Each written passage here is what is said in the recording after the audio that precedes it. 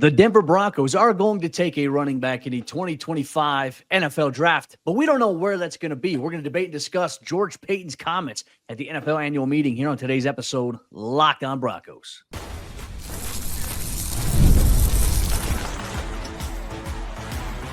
You are Locked On Broncos, your daily Denver Broncos podcast. Part of the Locked On Podcast Network, your team every day.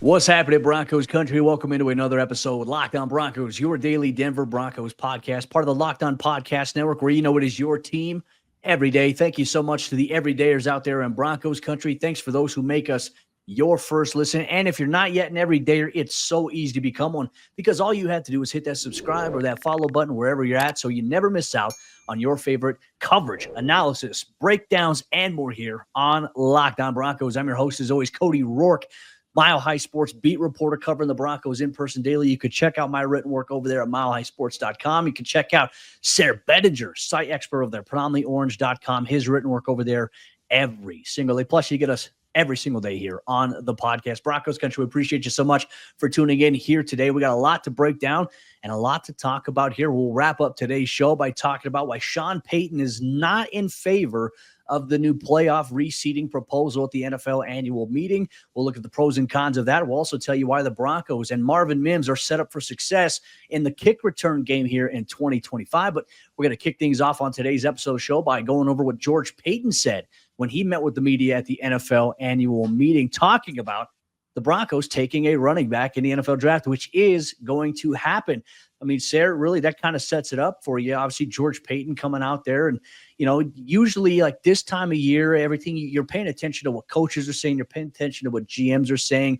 And sometimes you're trying to decipher what is coach speak or GM speak, what's smoke and mirrors. Really, for the Broncos, it doesn't seem like there is smoke and mirrors. They plan to take a running back, but he didn't indicate if it was going to be round one, but just said that they do plan on taking it back. So this could mean a multitude of anything here for the running back position.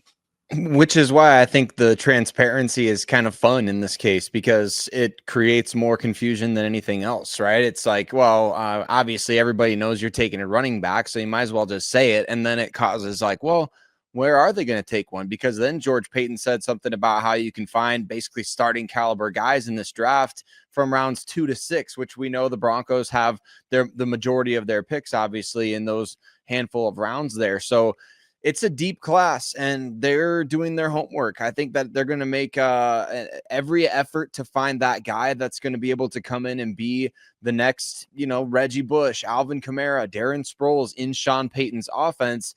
A running back one is needed for this team. It's not just the bell cow. We go back to Sean Payton's comments from earlier in the offseason about how that's not really the way of things, is the bell cow, right? It's the committee approach, and that's what he's always had. But that doesn't mean that there won't be a back that's taking the Lions' share of touches at the position. There's a Mark Ingram for every Reggie Bush, you know, or whatever analogy you want to use. There's a Pierre Thomas or whatever the case may be.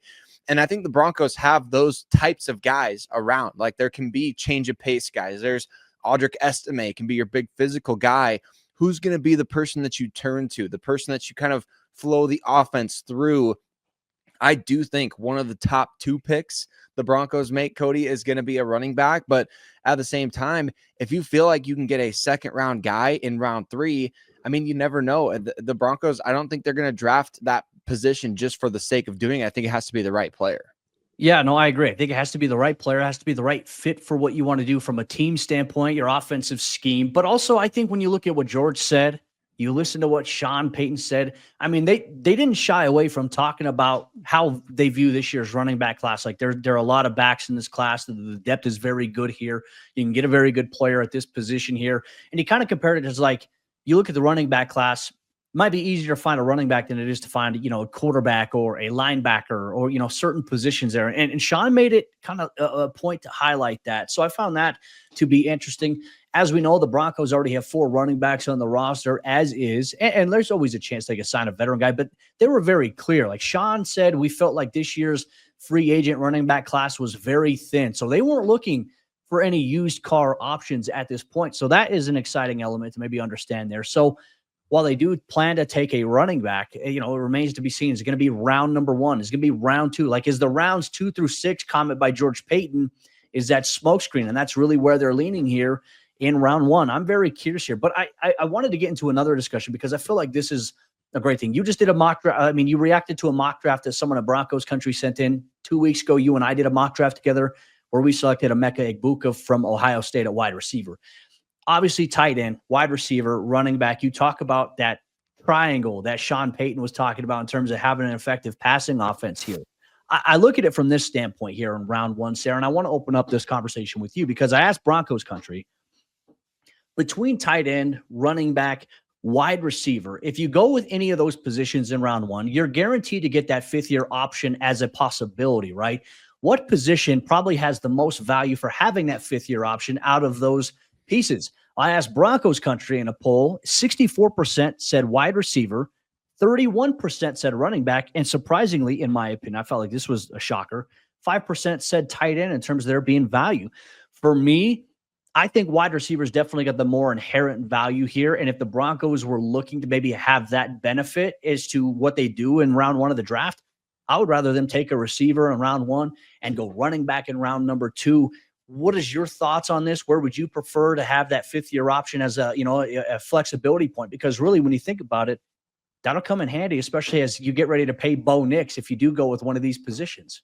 It's 100% wide receiver. Just look at the difference in pay scale for Jamar Chase and Saquon Barkley, 2 of the best at their position in the NFL right now. I mean, it's nearly double, right? Or more than double in that case. And so that 5th-year option looms large at definitely certain positions, which is why you oftentimes will see those premium positions selected in round 1 and other guys falling. Like, you don't see a lot of off-ball linebackers taken in round 1. You don't see a lot of safeties taken in round 1 these days because those guys are not getting paid as much as corners, pass rushers, interior defensive linemen, wide receivers, quarterbacks.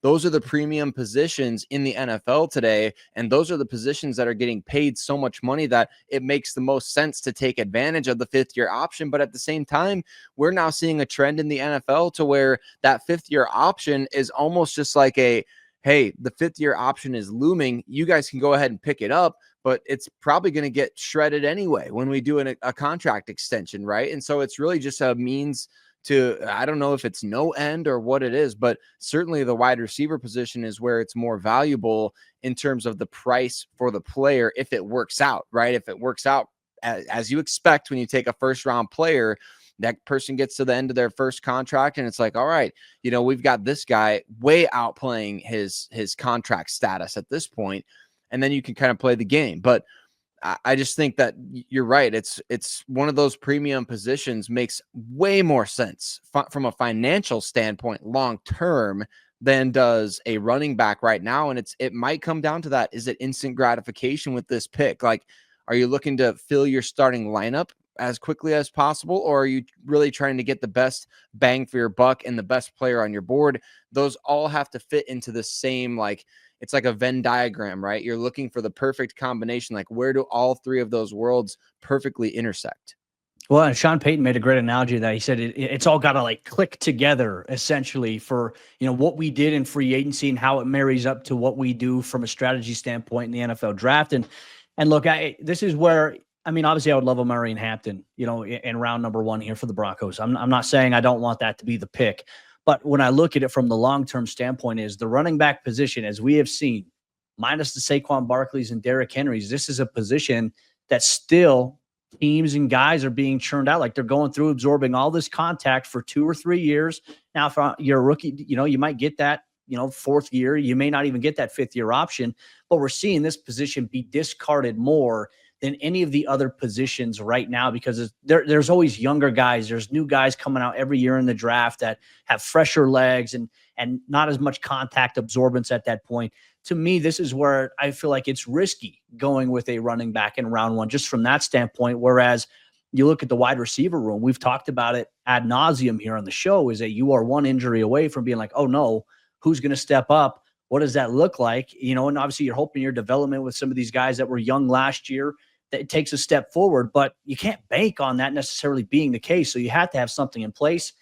That's why I'm on board with wide receiver in round one. That would be my personal preference. And look, Broncos country, we want to hear from you, your thoughts here on that. We know that the Broncos are going to take a running back in the 2025 NFL draft, according to George Paton, but where do you think that they should take that position? Make sure you let us know wherever you're watching or listening to Locked On Broncos. But Broncos country, we still got a lot to break down here on today's episode of the show. We're not done yet. Up next, we'll tell you why Marvin Mims and the Broncos offense will benefit tremendously from the new amended kickoff rule here in 2025.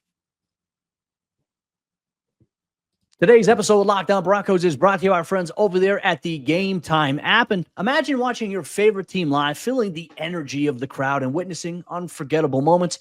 It's everything that every sports fan dreams of.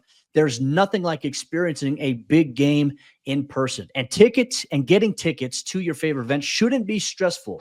That's where Game Time comes in, making it easier than ever to grab last-minute seats at unbeatable prices inside of their app. And they have a new feature called Game Time Picks, where the curation makes it easier to find better value for tickets to sports, concerts, comedy, theater, and anything else that's going on in your area. And look, you can check the Game Time app leading up to the event, and you'll find the best deals available, the best seats, and the best prices inside of that. Plus, they have their lowest price guarantee, or Game Time will credit you 110% of the difference. And they give you peace of mind with seat views before you buy, no surprise fees at checkout, and a lowest price guarantee. You can book with total confidence inside of the Game Time app. Take the guesswork out of buying tickets with Game Time. Download the Game Time app, create an account, use code LOCKEDONNFL for $20 off your first purchase. That's LOCKEDONNFL for $20 off. Download Game Time today. Last minute tickets, lowest price guaranteed. How many kickoff return touchdowns could Marvin Mims Jr. potentially have here in the 2025 season? The NFL might have just made it a little bit easier for him to get to the end zone in the kickoff return game by transitioning touchbacks to the 35-yard line. Cody, Marvin Mims stands to benefit more than anybody else maybe in the NFL from this rule, and Broncos country, we're excited for him. As we talk about guys making money, maybe Marvin Mims stands to make a lot more money with this rule change, and we're going to break it down and why it's maybe perfect timing now for Darren Rizzi to be joining the Denver Broncos coaching staff. We're going to talk about that on today's episode, Locked On Broncos, and thank you so much to all of you that make Locked On Broncos your first listen of the day every single day. We appreciate you so much, and if you're not already rocking with us every day, it takes you a couple of seconds, okay? Hit subscribe wherever you listen to podcasts, as well as on YouTube, and join the growing community over there, and you'll get your boys, Cody and Sayre, every single day breaking down all things Denver Broncos.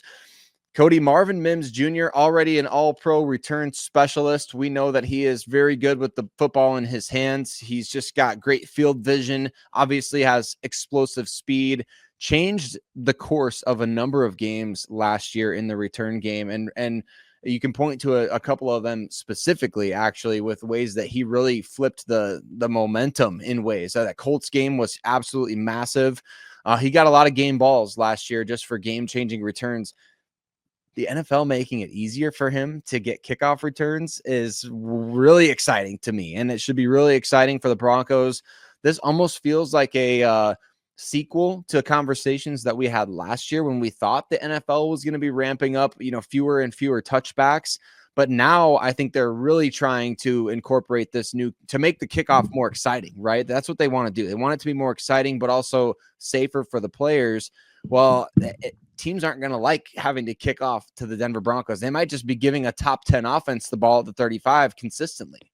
Well, they didn't like kicking to them last year because, if that was the case, if they wanted to, Marvin Mims would have had more than 7 kick returns overall, and especially at altitude, teams are going to boom it to the back of the end zone. So obviously moving the touchback, which used to be at the 25 up to the 30, there was kind of this feeling like, okay, hey, maybe you don't want teams to start on the 30, so let's try to keep the return in play here. Teams like, we don't care about that. I think nearly 32% of all kickoffs last year were returnable in the NFL. This new rule here being in place where now if you kick a touchback, it goes all the way up to the 35. And Sayre, I mean, that's a little bit of a difference, right? Because we're talking about you being 15 yards away from being at midfield at the 50-yard line. And that changes how you decide to play people from a schematic standpoint, right? Field positioning is so crucial. And Sean Payton often references it as being like the hidden yards that tell the overall story of the game. You mentioned a couple of those scenarios that Marvin Mims had last year. Look, Marvin had 7 returns last season, I think for 194 yards, averaged 27.7 yards per return. His longest kick return, he had out of the 7 ones that he had, was 38 yards. I remember it gave the Broncos really good field position to obviously open up one of their drives there last season. Now you're talking about getting one of the best return specialists in the game, who's been a first-team All-Pro in 2 consecutive years. In his first 2 years in the league, he's been a Pro Bowl selection in the first 2 years of his league at that position. And to the point where Sean Payton said, we see what Marvin could do as a returner, and we wanted to figure out how can we put him in situations that set up like a return on the offensive side of the ball that allow us a chance to make big plays. They put him in the backfield. You saw wheel routes. You saw him getting the ball in the flats and taking it, 40-something yards upfield against the Chargers on Thursday Night Football. Now you get a chance to get your best, one of the NFL's best return specialists, the ball in space in the open field. And now you're talking about a dynamic where the Broncos could have more opportunities to score on special teams, or worst case scenario, you're giving Bo Nix in the offense starting field position past the 35-yard line. I will take that every single day. I think that is paramount in today's NFL, and it keeps the return in the game, which Darren Rizzi was a big proponent of this, obviously being discussed, and said, this is a valuable part of it. I mean, Sayre, how many times? Think back to when you and I were younger, right? You're what, 35, 36, around that? Yeah. I'm 30. I just turned 31. We grew up watching guys like Devin Hester. I'll even throw an honorable mention to Joshua Cribbs, formerly of the Cleveland Browns. We used to watch these guys just change the dynamic of a game from kick return. And for the last however many years, that has really not been a present factor. I think the only guy that's really benefited from it in the last handful of years has been Cordarrelle Patterson, who's had some returns. But aside from that, the return has been non-existent to the point that they were talking about eliminating it entirely from the game. You want to keep it in because it's a core foundation of it. And they found ways to make it safer for players because obviously the speed and the rate in which guys are running downfield to try to get the returner, that was a little bit of an issue. But now with the blocking, the landing zone, and everything like that, you have an idea to keep the game safer, but keep one of the more exciting elements in the game. And I'm fortunate, and we're fortunate, Broncos Country is fortunate to see that Marvin Mims, one of the best in the game, has a chance to do even more this upcoming season.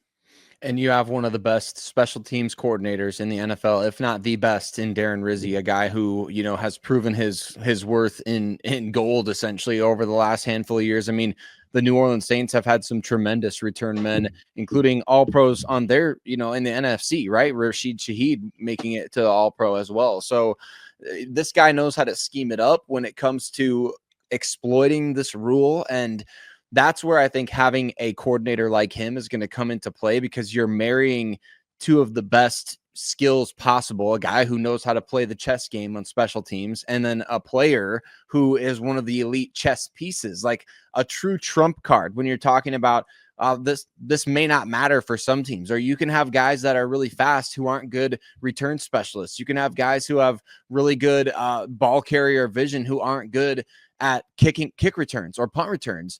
Marvin Mims Jr. has this innate ability to be able to do that and to be able to exploit the way that just angles and taking the right angle himself. And so I feel like, again, it's kind of a sequel to what we talked about last year, where we got really excited about the potential of more kickoff returns. But like you mentioned, I mean, just ask Peyton Manning how big of a difference a guy who really only does returns makes in a game, because it cost Peyton a Super Bowl, essentially when he was with the Colts.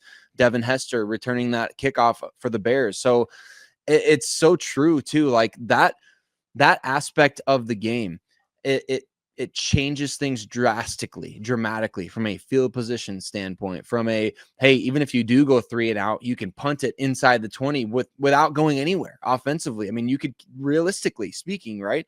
And so it changes everything for the Denver Broncos, because now you're getting an opportunity with this particular rule to start every drive. I mean, at or right around midfield. I mean, with Marvin Mims, if it's 27 yards, you're kicking it into a landing zone. That's kind of his average. So, I mean, I feel like this is really a drastic shift in favor of the Denver Broncos. Well, another thing I think about too strategically, let's say that you have a really, really good defense, right? Let's factor in this as a potential thing to look ahead to. You have a very good defense, and you're going against an offense that's one of the bottom ranked offenses in the NFL.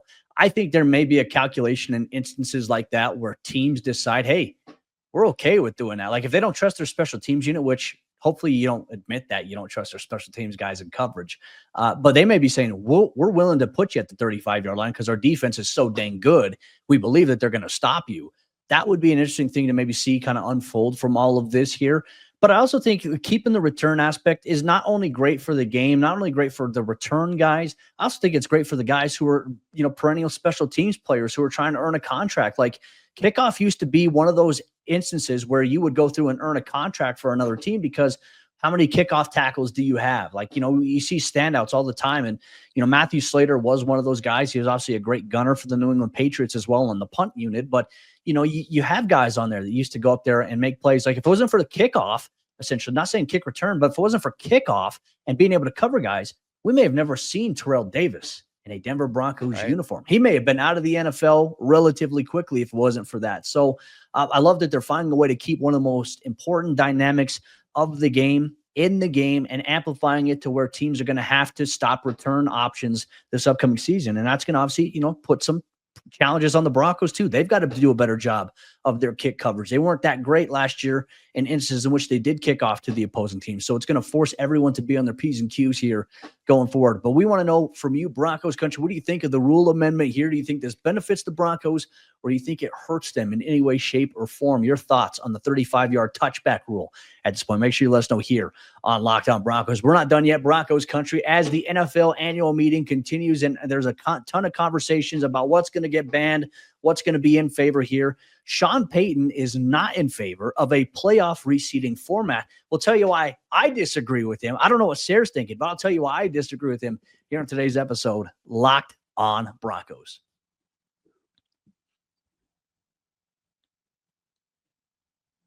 Winning your division in today's NFL is absolutely important, but playoff seeding and how it goes, where you play, how you play, and with the divisional conversation at the forefront here. This is a very discussed and debated topic right now at the NFL annual meetings in terms of the playoff reseeding format that was proposed by the Detroit Lions, who didn't have a lot of success with some of the things they proposed. Unfortunately, I thought they had some great ideas here. But Broncos head coach Sean Payton is not in favor of playoff reseeding, meaning that if you have a better record than a team that wins their division, that you should not move up there at that point. So I disagree with that, Sayre. I know I've been on the show a few times, and I think this past year we looked at the Houston Texans, the record that they had because they were in such a bad division. They didn't have the greatest record, but they still won their division. They still got to have that 4 seed no matter what, versus there were some teams that had a better record than them that by this logic, if this new ruling was actually put in a favor, there would have been some teams. I think the Chargers, who had a better record than them, would have actually played that game at home in LA versus having to go to Houston. Not sure if the result would have been different there, but rewarding teams, I feel like, who have a better record but are in tougher divisions, essentially. I feel like that should still be something that's discussed. I know there's a split here from a lot of people. I'm curious to see how you feel about this. Yeah, I think that it's this argument of whether or not your wins matter either way, right? I mean, if you win 11 games and you have to go travel on the road to face off against a team that only won 8 games, but somehow won their division because their division stinks, like that doesn't make any sense to me. I think that's the epitome of unfair. Or if a team say a team wins 12 games and somehow misses the playoffs because all these other teams won 12, 13, 14 games, and a division champion just so happens to have won only 9. Like, you're telling me that just because they won their division, that they deserve to get in over a 12-win team? Like, how difficult it is to win in the NFL. I think there's extreme examples like that certainly would change the way that people think, because that doesn't really happen on an annual basis, right? But wins should matter in the NFL. And I agree that winning the division should matter. So how about this? What if a division winner gets, a 4th round compensatory pick or something like that? What if every division winner gets a compensatory draft pick? And that's like a incentive, obviously, to want to win your division. But at the same time, playoff seeding could be based on your overall record, or maybe it's a combination of your record plus strength of schedule, right? So if you have the best record plus the best strength of schedule, you get the highest seed. I mean, it's not rocket science to figure these kinds of things out, right? I mean, there are ways to do that, especially in the NFL, where I mean, it is the most difficult sport in my opinion, in all of professional sports to win consistently. And so if teams are winning, they should be rewarded for that, not left out of the dance because, well, this team won their division, and it's, that's what we do is we just, every division winner gets in. I think there should be room maybe for other teams in that discussion, depending on circumstances. Well, I think another thing to look at, like the Minnesota Vikings had one of the best records in the NFL this season, and they still had to go on the road to play a team that had a worse record than them. Like, to me, that's where I honestly feel like that's my biggest gripe out of it all, right? And there have been times we've seen, I think a few years ago, I think before they actually changed, or this was maybe the first year they changed it to where they added the 7th seed, the additional wild card seed here.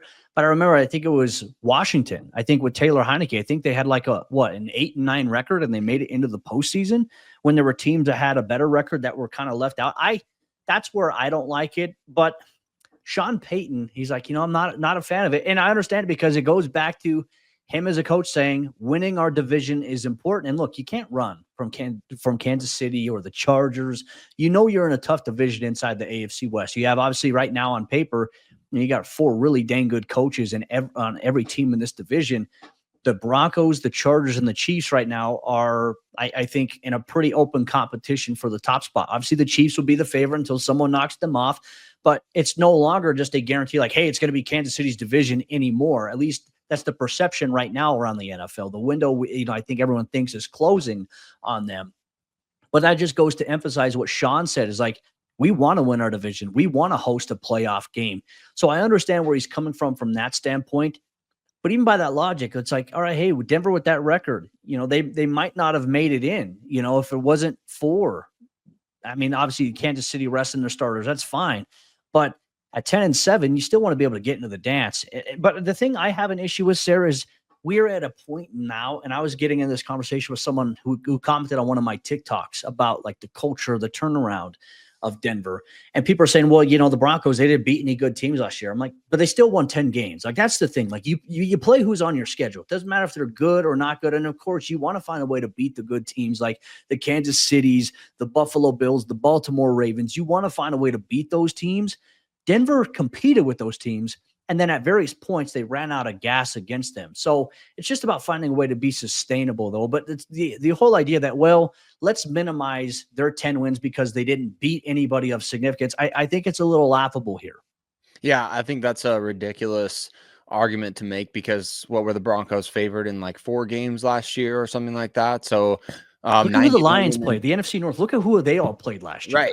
Right, exactly. It's the gauntlet out there. And it's like, look, you can break down all these different teams' records against teams with a winning record, right? I think it was the Ravens that you and I looked this up. It was like the Chiefs and the Ravens and another team that really were good against winning record teams. And I just think that's funny. Like the Broncos win all their 10 games except for one by 9 points or more. And that's still not good enough, even though they had 90 million in dead cap, even though they had a rookie quarterback, even though, a lot of roster transition, playing in a division with 3 playoff teams. It's not good enough because they didn't beat the Baltimore. And they beat Kansas City with the backups in there. And I guess the Buccaneers aren't a good team, or, the Jets, who were, had one of the best defenses in the league early in the season. That wasn't good enough, at the time. Like we're always grading on this hindsight curve, which is so interesting to me. I feel like the Broncos did a really good job last year at adjusting throughout the course of the season and playing teams tough. They only got blown out twice by the Ravens, who were one of the best teams in the NFL, and then by the Bills, obviously, who they were one of the best teams in the NFL. So it's just interesting to me, Cody. And I do think that obviously, like Sean Payton's point, you want winning the division to matter. Like if you do grind out a 10-win season in the AFC West, and let's say you do really well against teams with winning records, and another team has 12 wins and they played against terrible teams, like, would that suck to have to go on the road to face that team in the playoffs, even though you won your division in a tough season? Yeah, it would be. But I think maybe there's situations to where you could look and say, hey, let's play this game at a neutral field, or, let's, do the compensatory pick thing. I mean, there's ways that you can brainstorm alternatives that could be appealing to everyone involved. Well, and I think that this is obviously something that I think has been tabled. They'll have some more conversations on it. They're also tabled the tush push conversation, which will be revisited in the month of May.